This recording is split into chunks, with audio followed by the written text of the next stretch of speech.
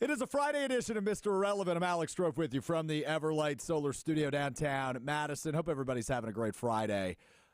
I'm feeling a type of way 4 days removed from that Monday Night Football debacle between the Green Bay Packers and the Las Vegas Raiders. We'll jump into that. And my bye week blues in just a moment. We also got to preview what's coming up tomorrow at Camp Randall, and that is, of course, Iowa 5-1, Wisconsin 4-1, kind of playing for first place through midway through the season in the Big Ten West. So big game tomorrow at Camp Randall Stadium. We'll chat with our buddy Ben Brust, making his debut on Mr. Irrelevant, fresh off his trip to Las Vegas. We'll talk Badgers, Iowa. We'll talk Packers. We'll talk Las Vegas.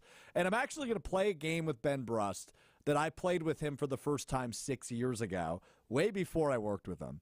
He was on my podcast I had in college. We played a game called One Word. We're going to bring that game back for a second edition with Ben Brust a little bit later. He'll join us in about 10 minutes via conference call. Hunter Vaughn is the producer of the show. What do I call that? Conference call via video chat? Like, I would say like via Skype, but that's not what this is. How do I professionally describe what our guests join us via?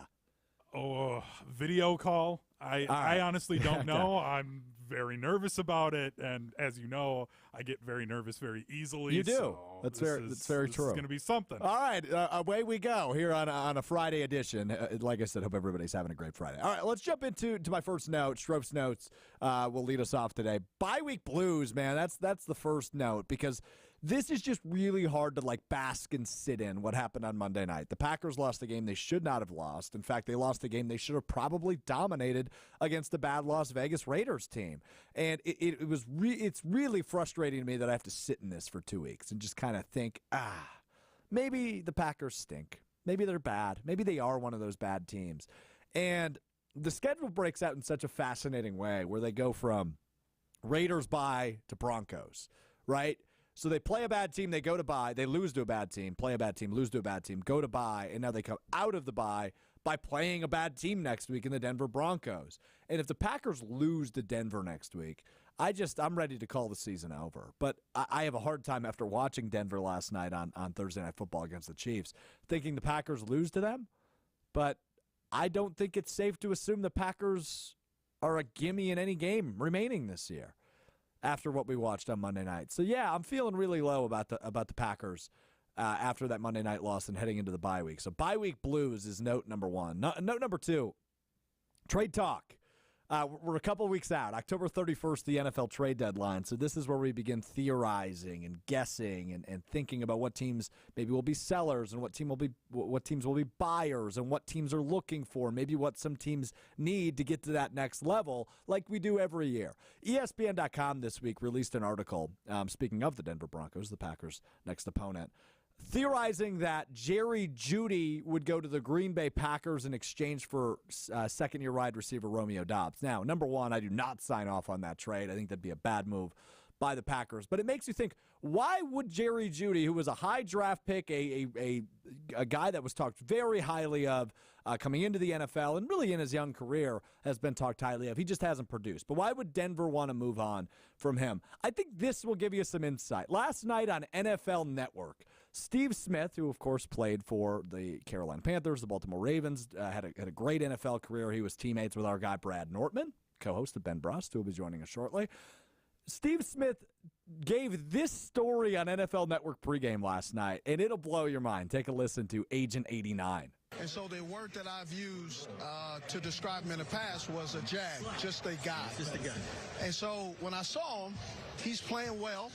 I wanted to say to him face to face, like, hey, I know I said some things in the past I probably shouldn't have, and I'm sorry. That's what I wanted to say to him. His response, Mike Robb and Bucky, was ninja. Ninja? Yes, I'm using the word ninja. I'm just using the word ninja. I don't mess with you. And it was a curse word. And so I was like, all right. And then he repeated it. So I'll say it again. I'm sorry that I said you were a jag, just a guy who's an average wide receiver they use a first-round pick on that isn't doing anything. I hope today that you actually show up in a way that you haven't showed up in the last couple of years since they drafted you. Yeah, those are words from Steve Smith on Jerry Jeudy. So if you liked that trade before, I assume you don't anymore. The Packers are not going to go out and get Jerry Jeudy. They're not going to go out and probably get any offensive help, especially with the way the season has gone so far, right? They're 2-3 entering the bye week. That offense has a ton of work to do, and Jerry Jeudy ain't doing jack squat to help you with that. So that's my take on Jerry Jeudy. But as the trade deadline approaches, I have thrown on my tinfoil hat that I poorly made. I'm throwing it on. We're going to start theorizing. What if the Packers decide to right their wrongs? What if Brian Gutekunst realizes that 2 wrongs can make a right? What if Brian Gutekunst goes into the deepest parts of his brain and realizes the last time we won a Super Bowl, we needed certain qualities, like a veteran wide receiver? What if we go to a bad team and get a veteran wide receiver we're familiar with? Like a bad team that just beat us, like the Las Vegas Raiders. What if Brian Gutekunst changes his mind and says, Devontae, come on home, buddy. Come on home. What if, oh no, my tinfoil hat fell off. What if Brian thinks, the last time we won a Super Bowl, 2010 season, we had a guy named Brett Swain. What if Brian Gutekunst says we need an adult in the tight end room? What if Brian Gutekunst calls up Arizona and says, hey, Brett Swain, Jeff Swaim, one of the older tight ends in the league? What if Brian Gutekunst acquires a veteran tight end that he neglected for the last several months and put this piece, Swaim, go get Jeff Swaim, you win the Super Bowl. All right, done with the tinfoil.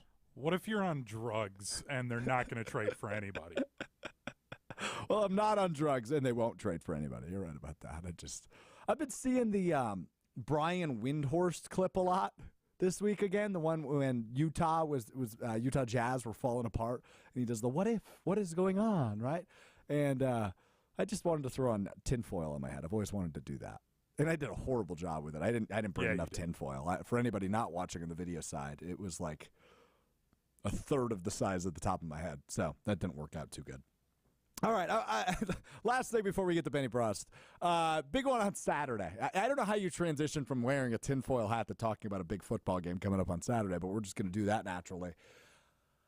I'm really intrigued by this game tomorrow at Camp Randall between the Badgers and the Iowa Hawkeyes. Iowa 5-1, Wisconsin 4-1, and essentially the winner of this game, I think you can pretty much crown their ass, right? Like I assume the winner of this game will represent the Big Ten West in the last year of the Big Ten West in the Big Ten championship game the first weekend of December in Indianapolis. Wisconsin is still hard to figure out. Iowa's not very good.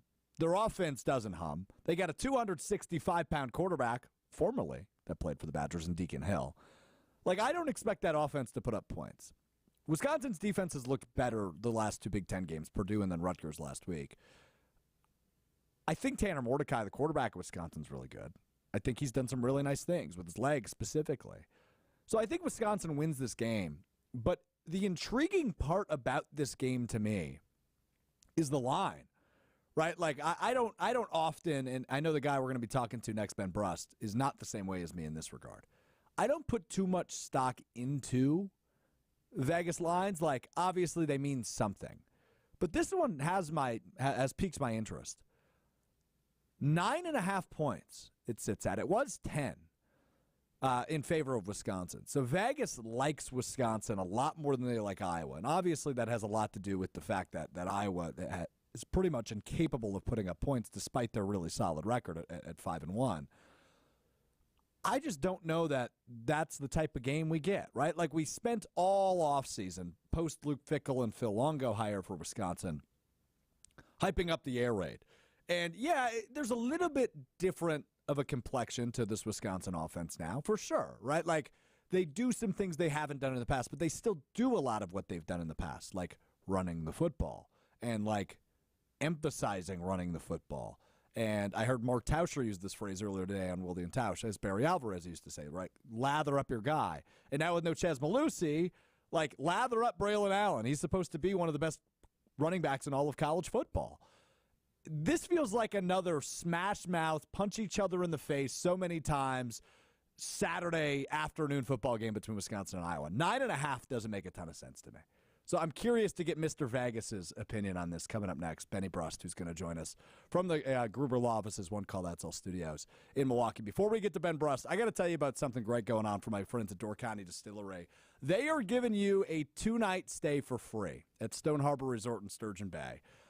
They're also going to give you a tour of Door County Distillery. They're going to give you a tour of Door County Candle Company. They're going to give you a tour of Door County Coffee. And $500 gift cards to all 3 of those locations. All you got to do, you can enter for free. 2-night stay. One lucky winner going to be selected 12 days from today, October 25th. Visit the website, doorcountydistillery.com/doorcountygetaway. That's doorcountydistillery.com/doorcountygiveaway. Getaway, Getaway. Door County Getaway. All one word. Sign up for free. One lucky winner going to get selected in 12 days. 2-night stay at Stone Harbor Resort. $500 gift cards to 3 locations in Door County. And tours and tastings at all 3 of those places. Like, you can't get much better than that. That's just one reason I love my friends at Door County Distillery. So check it out. doorcountydistillery.com/doorcountygetaway. All right, let's get to our boy, Benny Brust, joining us now. Fresh off a Vegas trip, which I'm so intrigued to hear about because I think it might have went a little south for him. And I'm not referring to strictly the $2,500 that he lost from a variation of Good Karma Brands hosts. But, Benny, how the hell did it go out there, bud? Everything all right? No. Okay. It went horrible, Strofe. From a personal standpoint, if you want the truth, it went absolutely horrible. This is sweet, by the way. I didn't know I was going to be able to watch the show. Usually I'm in a waiting room, and I got to see all of your Big Ten West, Iowa, Wisconsin takes. So now that I see us together on screen, I feel like I'm a part of the show. You just threw me in there and asked me. I'm trying to not think about the wounds that I have from Vegas, and you bring it up on a Friday at 12:30 when I'm trying to move on. Yeah, well, like, I get that totally, and I'm sorry to bring it up. I don't know if I don't know how much money you lost. I'm not going to ask that question. But, like, Vegas, always a party. You were off on Tuesday. You got home Wednesday. Are you still hungover? Because you're getting older, right? Like, you're not old, but you're early 30s. Like, I've always dealt with 2-day hangovers. Now, this would be like a 4-day hangover. I'm just curious where you're at, man. That's all. No, okay. All right. Well, clearly I'm still very sensitive, and clearly I lost a lot of money because I just snapped on you for no reason. There may be would you consider these bags, I would. Yeah, I would. I saw them. I saw them as you were waiting patiently. I just didn't want to call it out. The damn story. You're setting me up for the answer. Then this is a video platform, right? Yeah. I think all the audience can see that this guy's still struggling. I'm proud of you. So I want to talk about what you did, and you gave me a lot of shit for not joining you with it, right? Like you pooled a bunch of Good Karma Brands hosts, $100 each. You threw it on red on the roulette table. I said no. I was like, I don't trust you. You're kind of making it about you. Yeah, but you also tried to get back in. I thought about it, but I don't regret it now that you lost. So you threw it all on red. What did it hit? Black 13, if I'm not mistaken. Yes, one of my numbers when I play the inside, which is also painful. I wish it would have been like black 28, which I don't play. Yeah, and you're doing this in front of our company CEO, which was terrific. He was a part of the bet. I know he was. Everybody was. I was one of – who else turned you down? Not many people, Strofe. Not many people. Homer, because he just likes to punish me, and he somehow related it back to the time that I didn't have let my girlfriend wear Marquette gear to the Badger Wisconsin What a game. Classic Brust story for sure. Yeah. And so like for some reason he tied that back to the reason why he's not giving me $100 to bet with everyone else. Wild, sort of move, but that's Homer's brain. I don't know how it connects, but somehow it connects for him. Yeah, I mean, look, I feel bad. Like. You think I wanted to collect $100 from everybody and not come back? Like I wanted to give him a Benjamin. Well, why would you feel bad though, right? Like it was left up to chance. They knew what they were signing up for. Like I'm actually going to be on your side for this part of it. I don't think you should feel bad. Well, that's the thing is like, so there's been different approaches. For those who were upset, I was like, well, then you're a dumbass for trusting me. And for those who understood that it was a roulette spin, thank you, because I collected money for a roulette spin. The best way I can say it is that ball doesn't have a mind. It's going to land wherever it wants to land. And when it lands on black 13, guess what's next to black 13? 2 red numbers, you know, like, so like you basically have a coin flip, and we lost the coin flip.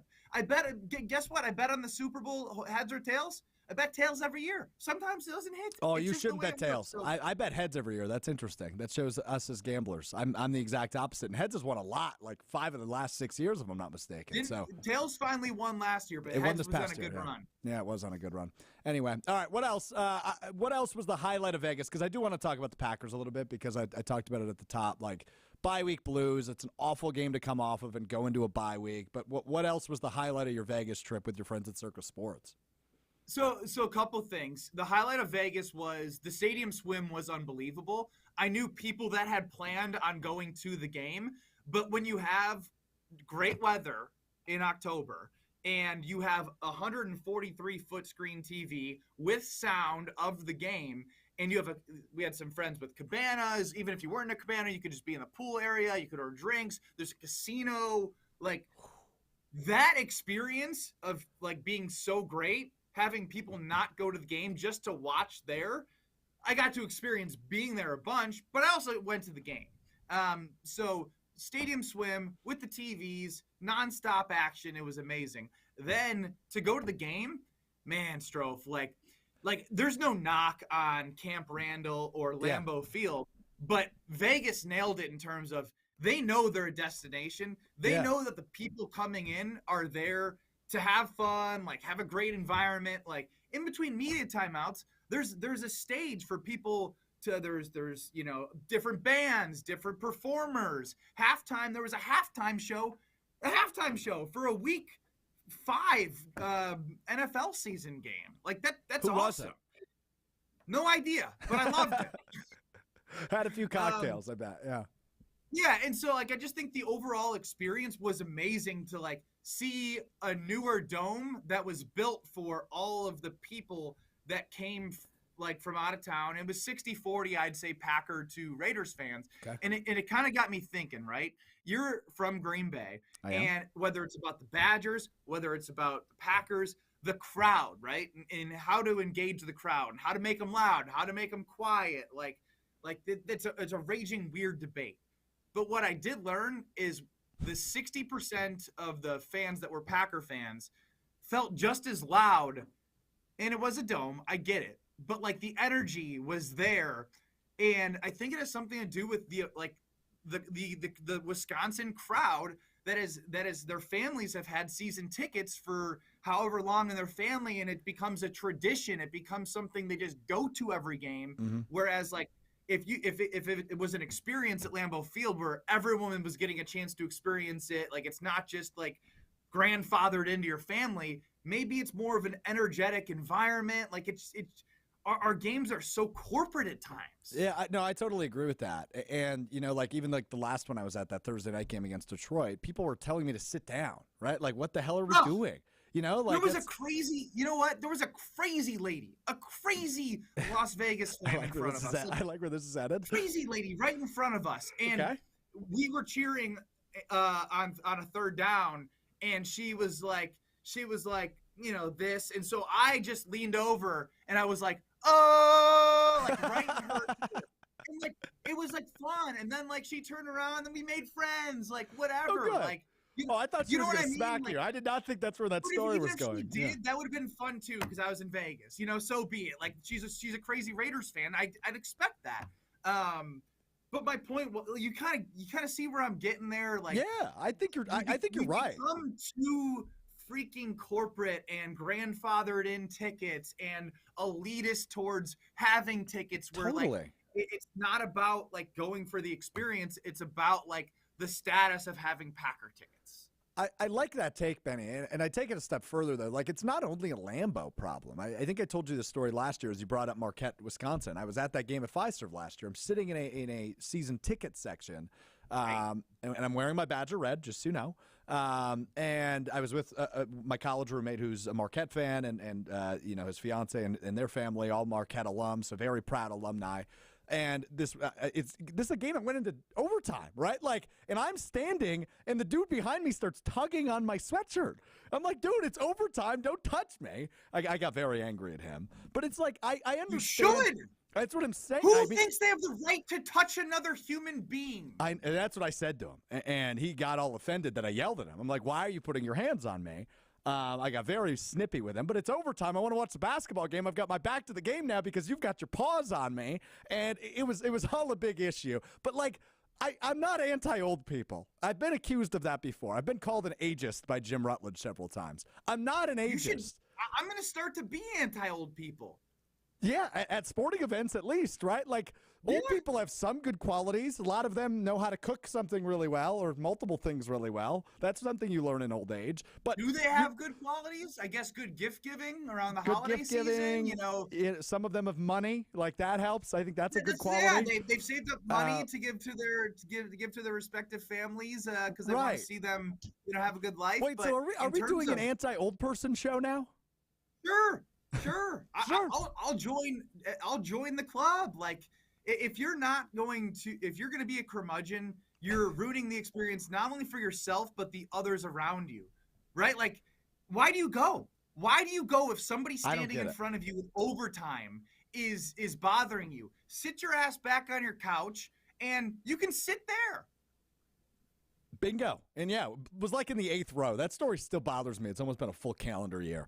All right. It's going to bother you forever, by the way. And if we can we take this a step further? Because I did join Rutledge and Hamilton. I don't know if you got to hear any of it yesterday. But they were trying to solve, and like, without being the get off my lawn, like, how do we get students to show up? Like, what are some ideas to get the students to show up?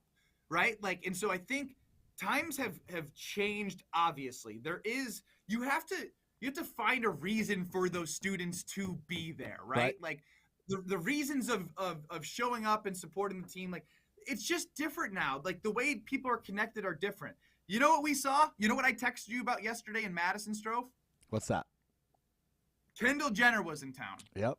Well, she actually wasn't, but there was a thought to us, regardless. They gathered around just on the thought that she was in Madison. It's crazy. I barely know who that is, by the way, but go on. Exactly. But my point is, that's those people who are in school, right? If they are gathering around a bus that doesn't have Kendall Jenner in there, think about what their priorities are. It isn't to go stand up and watch a football game necessarily. So celebrity student section goers with Wisconsin ties. Oh, I like. You know what this. I mean? Like somebody that they care about, that they'll show up with and high five and like going up and down the rows in the first quarter, because jump arounds later. Obviously, everyone likes being there for that. But how do you incentivize them to come earlier and be energetic? It's bringing something outside of the damn football game, unfortunately. Yeah, and like I feel like that's a fair take. Like I fall into Gen Z. I think college kids are still Gen Z. I don't know what's after Gen Z. Like ADHD up the wazoo for sure. Now I'm wired differently than 95% of UW students. Where like, I want to watch the full football game, right? The priorities are partying. So is serving booze at the stadium? Do you think that solves it? No, absolutely not. Because obviously they're already drinking booze outside.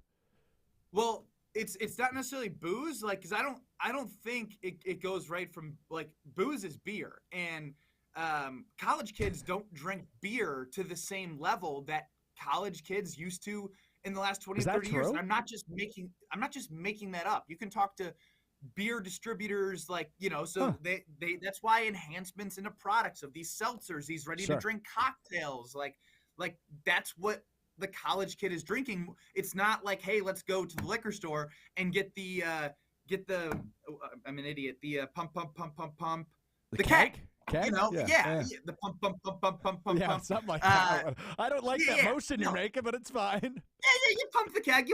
Okay, that's better. That's better. That was not what you were doing. I don't know why I went pump. Yeah, that's enough of that. Yeah. You can pump whichever way you want.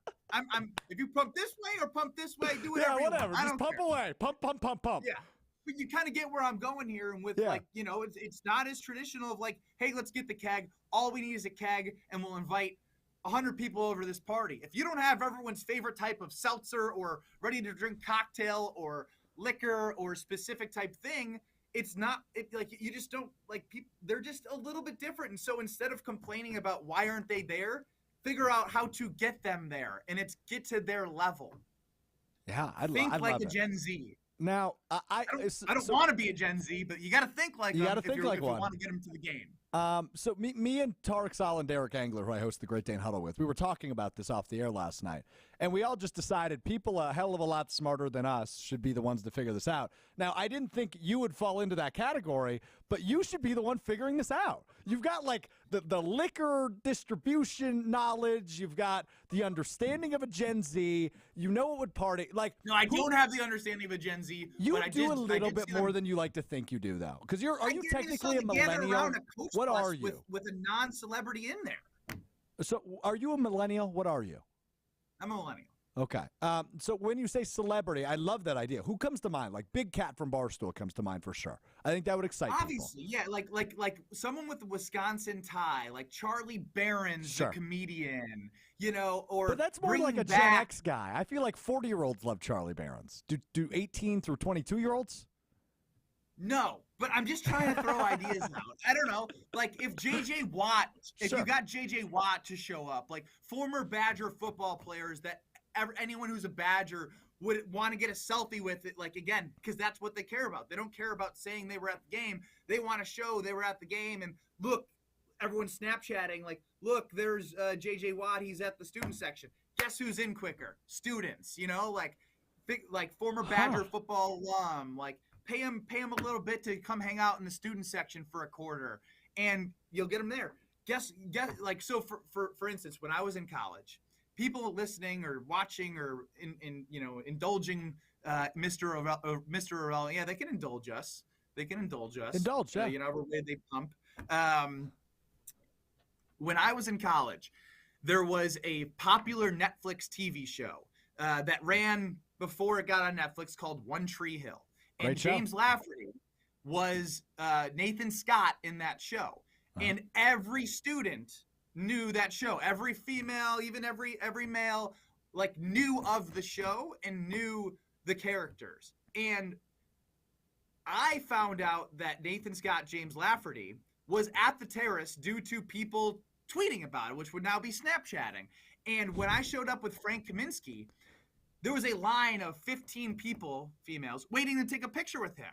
You know, so like finding ways to get people to the game. And so again, I lined up, took a picture with him, became friends with him because his manager happened to be a Wisconsin grad. Really? Yes, and like James Lafferty, I could text him right now. I could maybe even FaceTime him, but I won't do that for Mr. Irrelevant. I might have to save that. Grow up. So hold on, I've got like 8 questions on this. So were you at all offended that you and Frank Kaminsky, two Badger greats, and I think what year was this? Were you guys at that point like Badger greats? No, we were heading into my senior year, so the year we went to the first Final Four. But you guys were still good and known. We were still good, and nobody gave a damn about you at the terrace. It was all about One Tree Hill guy. The only guy that gave a damn was his bald 40-year-old business manager. Interesting. So did that offend you at all? No, because I was there to see James too. That's fair. Were you often recognized on campus? I was obviously not a college athlete, so I'm curious how that went. Yeah, of course. Like the obviously like my junior year, the Michigan shot is still something that people talk about, which is wild to think it was 10 years ago. And obviously playing the Final Four, being a part of those teams, like people still care, which is amazing, which is why I love Badger fans and I love the passion that people do have as we're trying to take that passion and optimize it for the youth nowadays.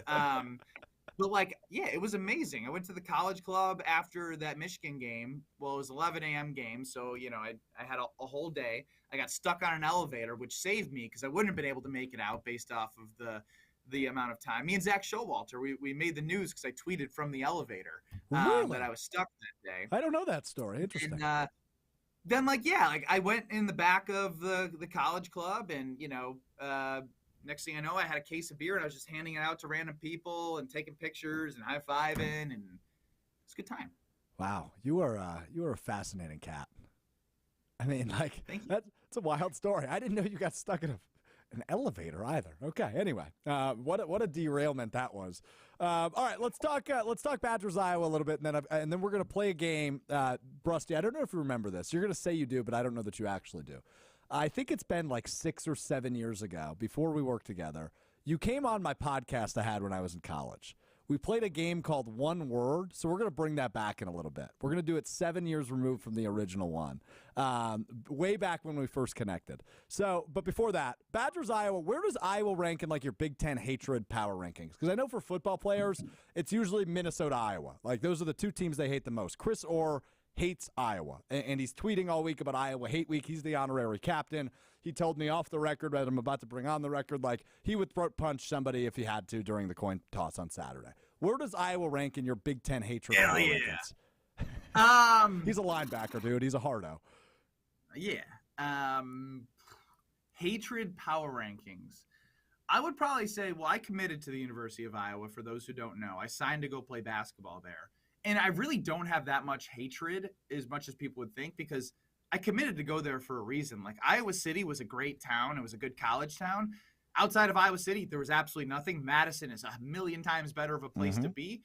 But I definitely would love to go to an Iowa game in Iowa City and tailgate and go to the bars and sort of experience that environment, because they don't have anything but Iowa there. They don't have pro sports, So I would say this about Iowa.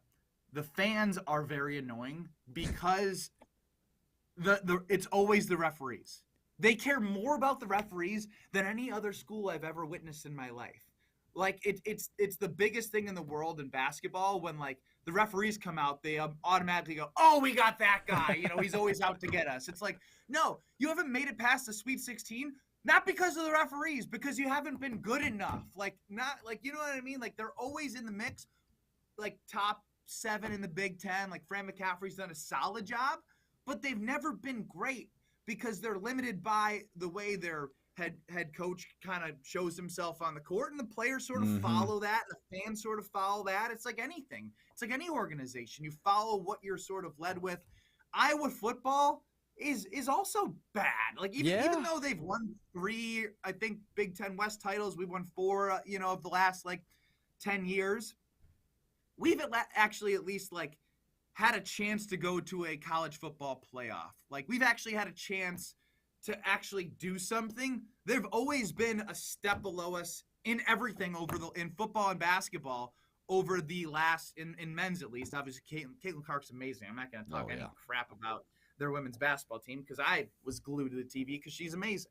But when it comes to men's football, men's basketball, like I don't hate them because I don't have any reason to hate them because we've just always been better than them over the last, 13 years. I think that's a fair take. I guess, like, to your point of the coaches, right? Like, Kirk Ferentz and Fran McCaffrey just bugged the hell out of me, especially Fran McCaffrey, who you almost played for, right? Because he was there when you were beginning your college career, right? So the coach got fired, then Fran took over, and Fran came to my house twice as I was trying to figure out where I was going to go after I decommitted. And, like, I think Fran's a really, really nice guy.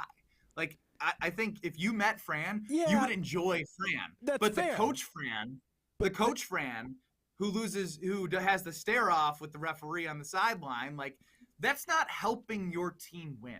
It may be a funny viral moment, but it shows where your focus is instead of making your team better to overcome whatever disadvantage you think the referees are giving you. I hate using referees as a crutch, as an excuse for why you lose. I've noticed. Yeah, I've noticed. You've made that clear. You're right, and that's like being a fan, right? Like I imagine most of the people. But they take it to the next level based off of how their coach goes about it. Yes, he bugs the hell out of me, and you're probably right. He's probably a fine guy, but he bugs the hell out of me. All right, let's do one word. I've got like 5 things to throw at you. You hit me with one word. We can dive a little bit deeper into this first one, though, because we got sidetracked by trying to solve the world's problems earlier. One word to describe Jordan Love through 5 weeks. Ooh, this is fun. Underwhelming. Yeah, I'd go discouraging. I was encouraged through the first couple weeks, but the last two have just been unacceptable. And like I'm now worried that he might be not good enough. And I thought after 2 weeks he was.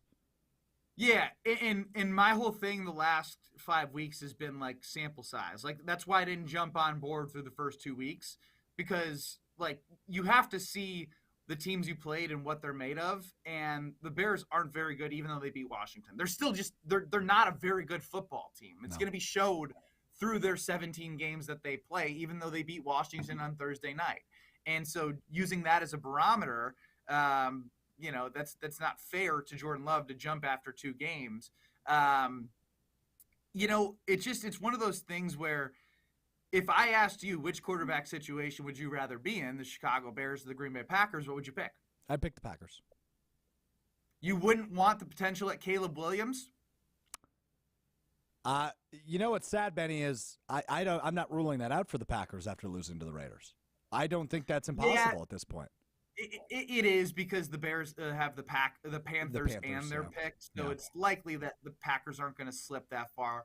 They're going to win more games. Like don't be prisoner of the moment like you were for Jordan Love the first 2 games. That's all I am now. You've learned this about me. Of the last 2 losses, like they're going to win more games.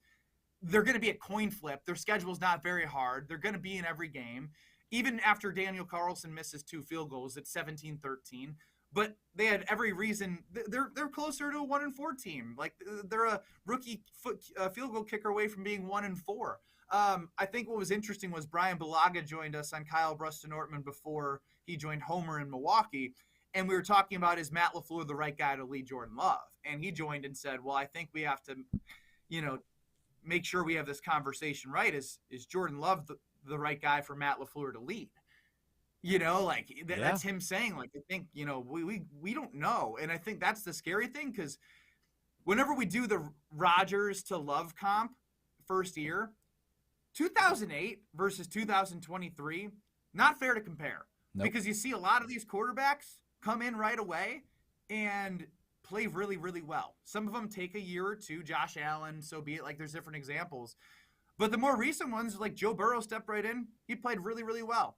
Tua didn't play well with Brian Flores, but when he got with a coach in the same coaching tree as Matt LaFleur with Mike McDaniel, he got better. Brock Purdy was picked last in the NFL draft. He's 10-0 in the regular season. Yeah, he's 10-0 in the regular season.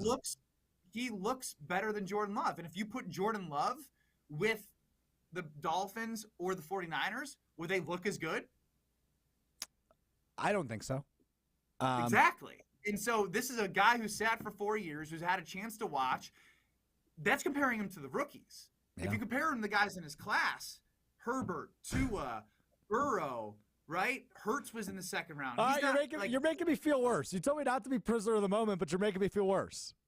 Well, I'm using what I have, and he's not a rookie, and he's not a fourth-year guy. He's a first-year starter that's been around 4 years. So I'm using both of those to show you where he's at in comparison to some of the guys who have come in and played right away, and some of the guys that he was drafted with and where he's at. I'm totally with you. I didn't even realize what time it was, so we'll get you out of here on 2 more quick ones. One word to describe your feelings for Badgers basketball coming up this season.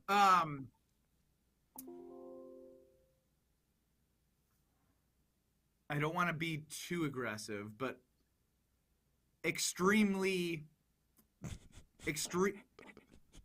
Oh, shoot. I was going to do 2 words. Yeah, you missed the part of the game. 1 word. We can hyphenate it. Extremely what? Extremely excited. Like, I think they have a chance to win the Big Ten again. Like, you bring back, with all those tough losses, you bring back everyone from that. You find continuity, which is hard to do in today's NCAA with the transfer portal. Where you lost in Jordan Davis, you added with the transfer. You added with freshmen in the front court, but also developed a lot of the guys that were there that were in all of those tight losses. You bring experience back with continuity. There's value to that with bringing in the right pieces from the transfer portal. Greg Gard's bullish about the team, and for him to be bullish about the team and not under, like, he wouldn't put his team out there as if they weren't going to be able to compete, because he knows, like, why would I say I'm bullish about my team? That's putting myself in a spot. He's saying we're going to be good, and now I'm expecting them to be good. Yeah, you're validating my feelings on it, dude. Like, I think this team's got really, really high potential. Especially if, like, Connor Seaton makes a jump, right? Connor Seaton makes a jump. Correct. Tyler Wall's back. If Chucky can just be a little bit more consistent, like, this team has the pieces, and now they have some depth, which is really intriguing. So I'm excited to see them open their season unofficially in an exhibition game against my alma mater, UW-Stevens Point, on November 1st. You coming? Are we going to that game? The Guarding Against Cancer game against Stevens Point. Yeah, we going? Will you be there? No. Oh man, I think Stevens Point will only lose by like 50. Like, we were down to UW Oshkosh my junior year at the end of the first media timeout, like 10-3, and we were like, "Holy shit, do we suck?" And then we won by 40.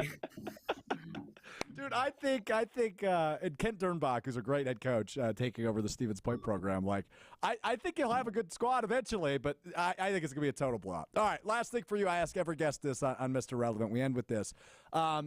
Who would you like to see come on the show? The only asterisk I put on this is you have to help me make the reach. Who would you like to see be a guest on Mr. Irrelevant? Ooh. Lazy and genius question. I know you'll enjoy that. Go ahead. I'm sorry. Does it have to be somebody like within our company, or it can be anybody in the world? Anybody in the world. I would like to see. Trying to find a Strofe connection. You know, yeah, that's easy to make. Yeah, like there's something hanging out there that I know you would enjoy, that I can help connect. That like, what if I got Frank Kaminsky on here? That'd be great. Need to catch up with him. I've got. Well, we need to talk about the fact you didn't attend his wedding, right? That would be the first question I ask him about. Because I'd be. Did you not put the pieces together that I have a pregnant girlfriend and that had maybe something to do with it? Oh no, I didn't. I didn't. Oh, we're breaking news here. I don't think anybody put that together. Old T put it together once. I told him off the air because Tausch was giving me the business about going to that wedding. He was. But I couldn't be like, Tausch, I'm not going because I got to make sure that, baby's healthy and prioritize the girlfriend. And wow. Frank Kaminsky and I had an hour-long catch-up and FaceTime and about why I wasn't going to be able to go. Well, now I feel like a dick, man. Like, okay. Well, that's phenomenal. Well, you are. Yeah, that's fair. That's fair. It's very fair. Benny, always good catching up with you, dude. We'll do it again soon. Thanks for taking the time, all right? Later. It's Benny Brust. You can hear him on Kyle Brust and Nortman weekdays 2 to 5 on ESPN Wisconsin, alongside former guest of the program, Brad Nortman, our guy, and as well as Kyle Wallace, who I co-host Green Bay Game Day with, the pregame show. 2 to 5, ESPN Wisconsin, Monday through Friday. So Badgers, Iowa, coming up tomorrow. Got to tell you about ESPN Wisconsin College Game Day coming up tomorrow.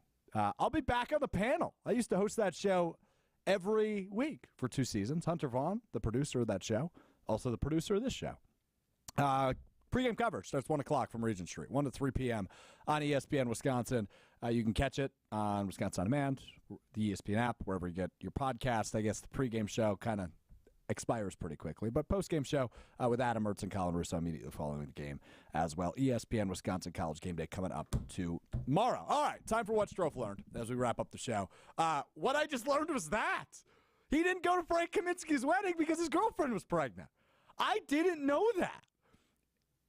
That's wild to me, Hunter. That's breaking news to me. I feel awful now for even giving him a hard time about it. You shouldn't feel awful if you didn't know about it. Now that you know, if you still gave him a hard time about it, especially like on the air or anything, then I've given him a hard time on the air. I feel very bad about it. You didn't know, so you can't feel bad about something you don't know. Yeah, I guess I just didn't put the timeline together. Incredible.